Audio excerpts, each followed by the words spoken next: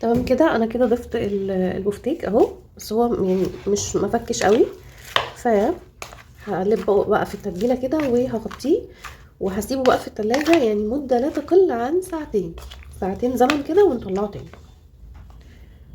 في بقى حاجتين مهمين انا ما قلتهمش. اول حاجه ان احنا ممكن ندق البفتيك وممكن لا. انا بالنسبه لي الجزار بيعمله رقيق جدا كده زي ما انتم شايفين، فانا مش محتاجه ان انا ادقه عشان انا مش محتاجاه يبقى عامل زي الورقه يعني، وهو في كل الاحوال ان شاء الله بيستوي.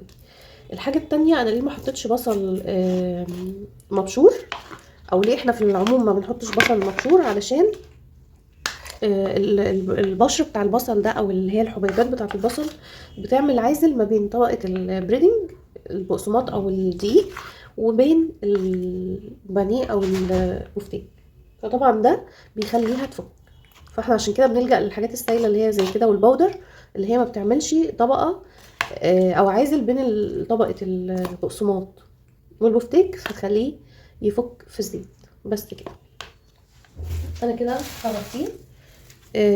الاختراع ده بصراحة ما استغناش عنه يعني، بدل ما اقعد ادور بقى على حاجة اغطي بيها وغطا وطبق والكلام ده. ده بيسهل عليا الدنيا كلها.